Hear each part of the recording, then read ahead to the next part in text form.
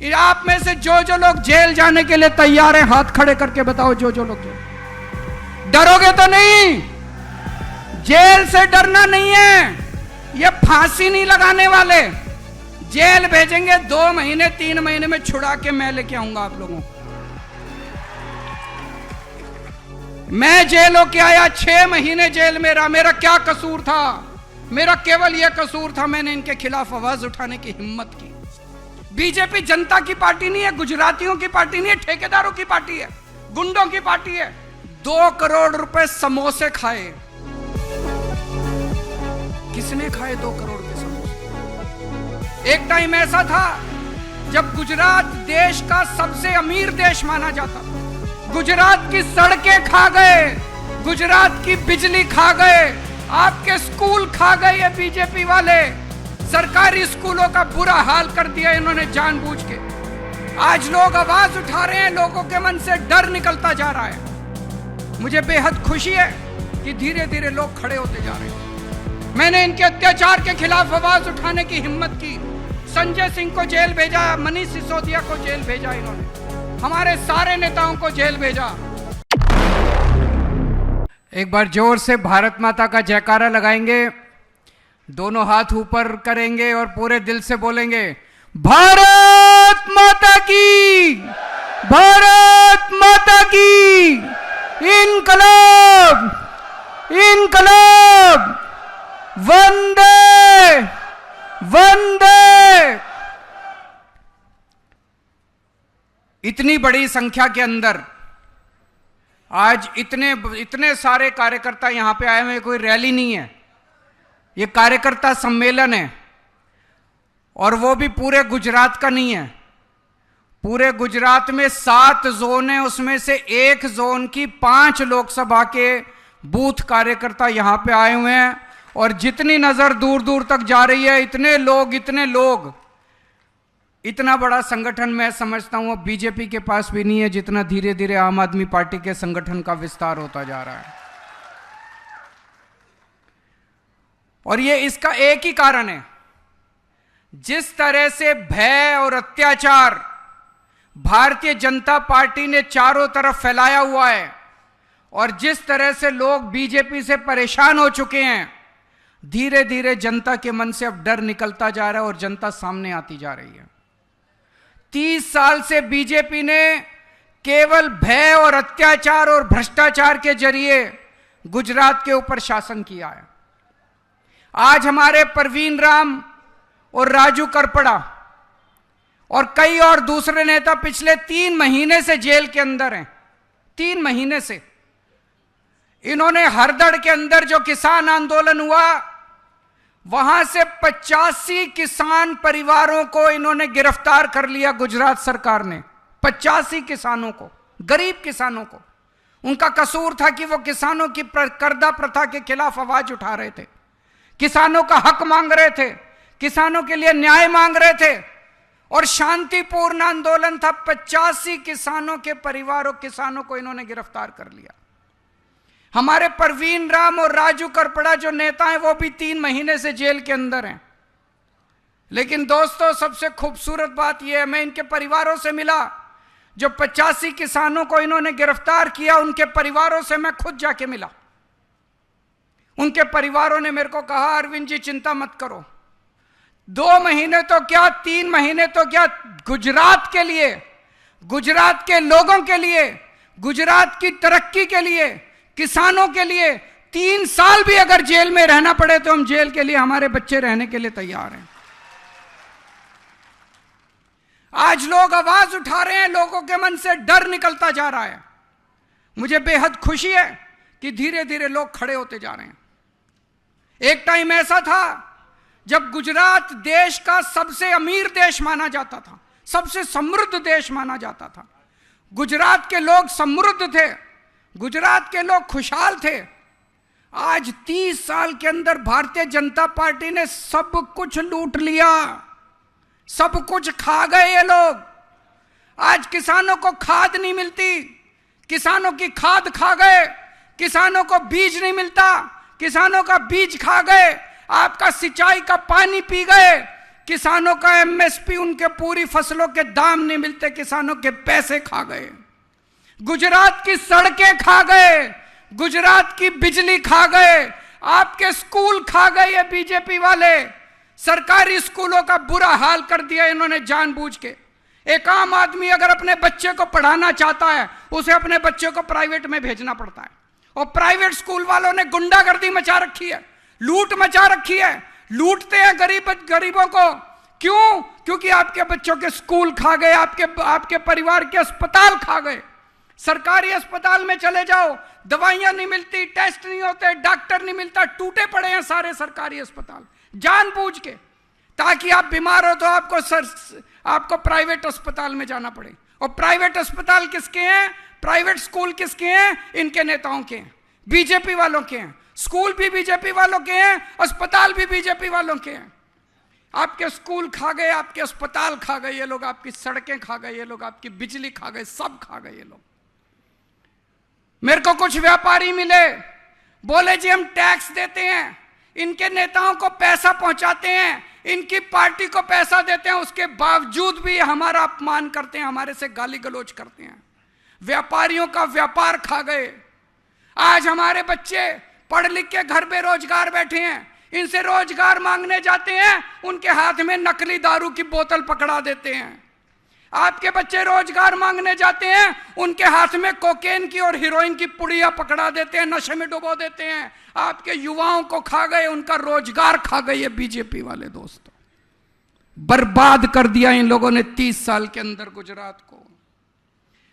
हर गुजराती का अपमान करते हैं, किसानों का अपमान करते हैं। हड़दड़ के अंदर जिस तरह से घरों के अंदर घुस घुस के, मैंने वीडियो देखे, आपने भी देखे होंगे सोशल मीडिया पे, घरों में, किसानों के घरों में घुस घुस के, खींच खींच के, डंडे मार मार के उनका अपमान करके निकाल के लेके गए।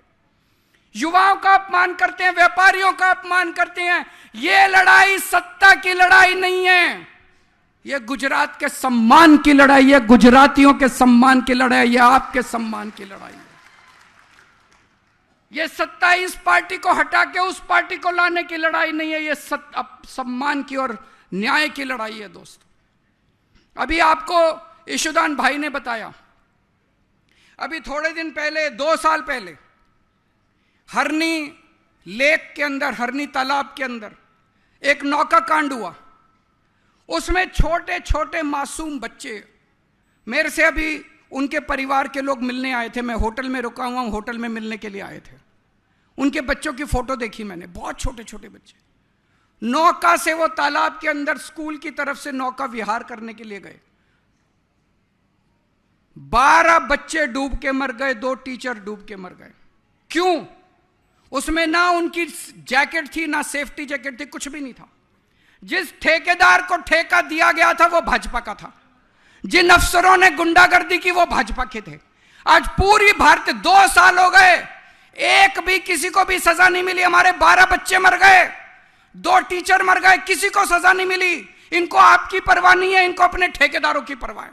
बीजेपी जनता की पार्टी नहीं है, गुजरातियों की पार्टी नहीं है, ठेकेदारों की पार्टी है, गुंडों की पार्टी है। आपके बच्चे मर गए, एक किसी को मुआवजा नहीं मिला, किसी को सजा नहीं हुई। उनमें से 2 परिवारों की बच्चियां, 2 परिवारों की औरतें, अभी थोड़े दिन पहले मुख्यमंत्री जी आए थे, कुछ महीने पहले, उनकी सभा में गई न्याय मांगने के लिए। खड़े होकर उन्होंने मुख्यमंत्री को इतना ही बोला कि हम आपसे मिलना चाहते हैं। कुछ गलत बोला? क्या गुजरात के लोगों को अपने मुख्यमंत्री से मिलने का अधिकार होना चाहिए कि नहीं होना चाहिए?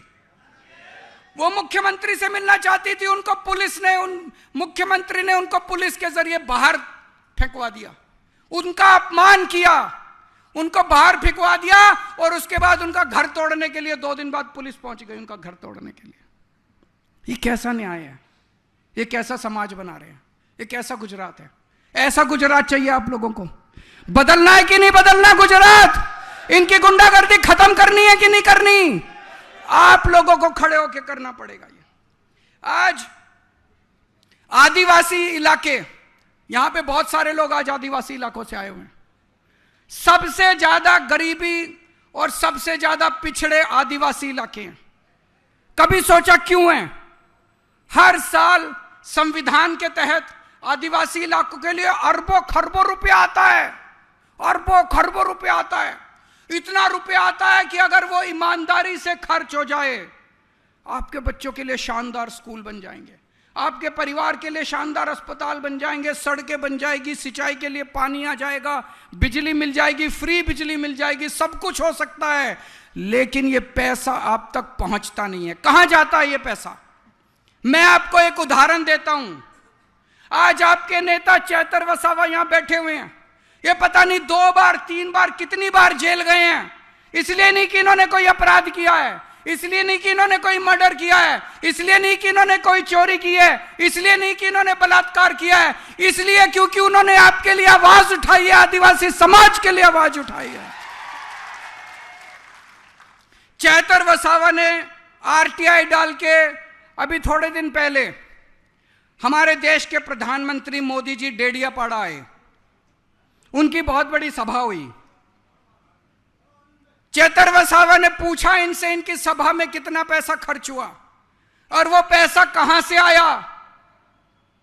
आप लोगों को जान के ताज्जुब होगा कि आदिवासी कल्याण फंड, आदिवासी कल्याण फंड होता है, वो आदिवासी कल्याण फंड आता है सरकार से, गुजरात सरकार से आता है आपके बच्चों के स्कूल बनाने के लिए, आपके परिवार के लिए अस्पताल बनाने के लिए, सड़क के लिए, बिजली देने के लिए, सिंचाई के लिए, आपके परिवार की, आपके गांव की तरक्की के लिए आता है पैसा।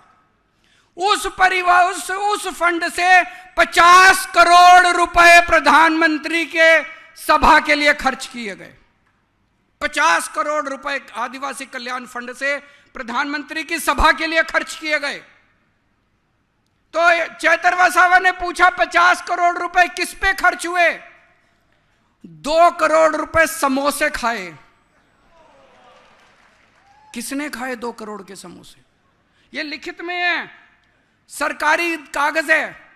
2 करोड़ के समोसे खाए, 5 करोड़ रुपए के टेंट लगाए, 7 करोड़ रुपए की बसें लगाई। प्रधानमंत्री जी आदिवासी इलाके में आए, बड़ी अच्छी बात है, लोगों के बीच में जाना चाहिए, हम इसका विरोध नहीं करते।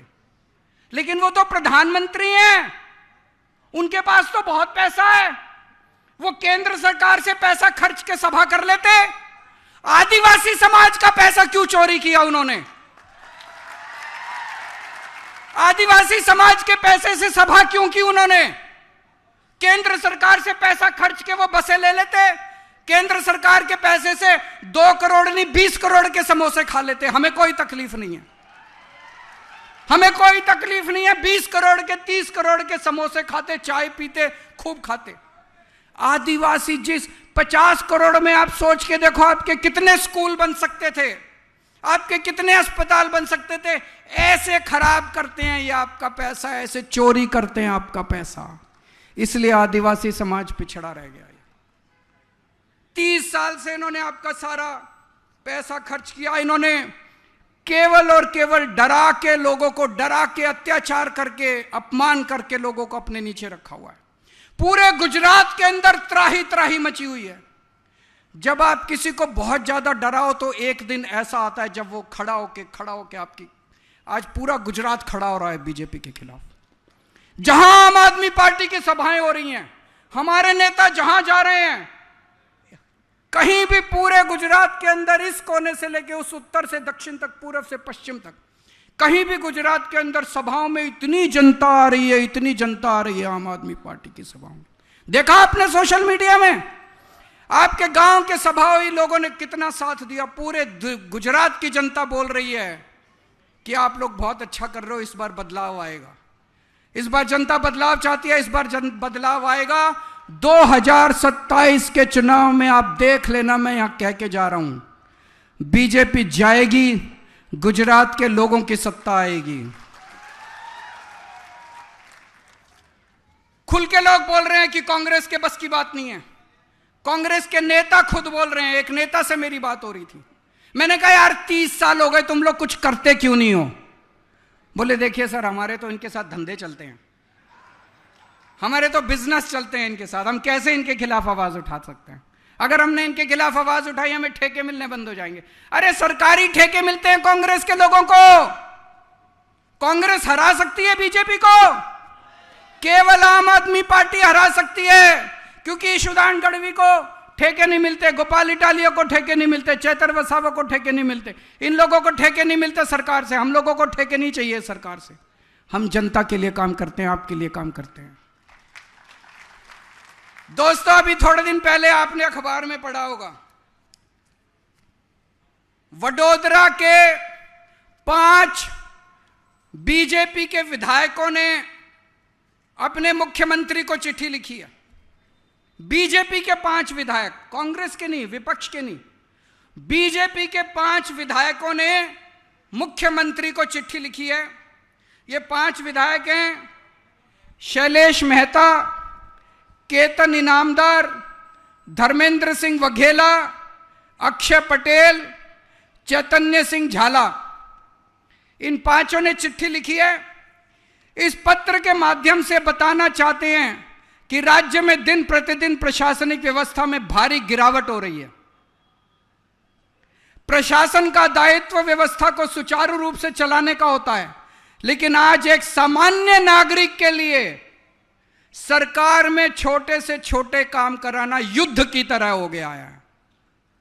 इनके विधायक लिख रहे हैं कि आज सरकार में, तहसील में, सरकारी दफ्तर में एक आम आदमी जब जाता है और काम कराने की कोशिश करता है, ऐसे हो जाता है जैसे वो युद्ध में युद्ध करने के लिए गया है। राज्य के वरिष्ठ अधिकारियों से लेकर छोटे कर्मचारियों तक जनता की परेशानियां बढ़ती जा रही हैं। अधिकारी स्वयं को प्रजा और प्रतिनिधियों से ऊपर समझकर मनमानी कर रहे हैं। वो कह रहे हैं अधिकारी हमारी नहीं सुन रहे। 5 एमएलए कह रहे हैं अधिकारी हमारी नहीं सुन रहे। तो जब चिट्ठी सीएम को मिली, सीएम बोला मेरी भी नहीं सुन रहे, सीएम की भी नहीं सुन रहे, एमएलए की भी नहीं सुन रहे, मंत्री की। ये क्या चल क्या रहा है गुजरात के अंदर? ऐसे लोगों को क्यों वोट देते हो? वो खुद ही कह रहे हैं हमारी नहीं सुन रहे। उन्होंने ये चिट्ठी क्यों लिखी? उन्होंने चिट्ठी जनता को बताने के लिए लिखी है, हमारे पास मत आओ काम कराने के लिए, हम काम नहीं करा सकते।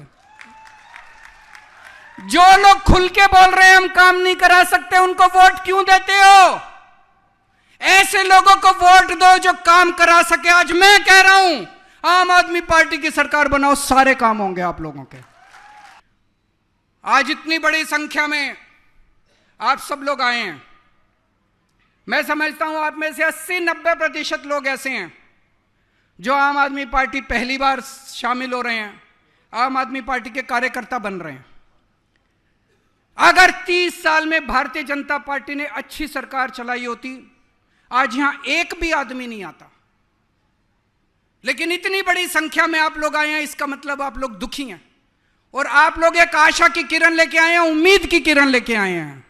और आज मैं आप लोगों को विश्वास दिलाता हूं, हम सब लोग मिलके, गुजरात के 7 करोड़ लोग मिलके 2027 में आम आदमी पार्टी की सरकार बनाएंगे। और ऐसी सरकार बनाएंगे, ऐसा गुजरात बनाएंगे जहां किसान खुशहाल होगा, जहां व्यापारी खुशहाल होगा, जहां युवाओं को रोजगार मिलेगा, जहां किसानों को टाइम पे खाद मिलेगी, जहां किसानों को टाइम पे बीज मिलेगा, उनको सिंचाई का पानी मिलेगा, उनको फसलों के पूरे दाम मिलेंगे, जहां सड़कें अच्छी होंगी, जहां अच्छे सरकारी स्कूल बनाए जाएंगे, अच्छे अस्पताल बनाए जाएंगे।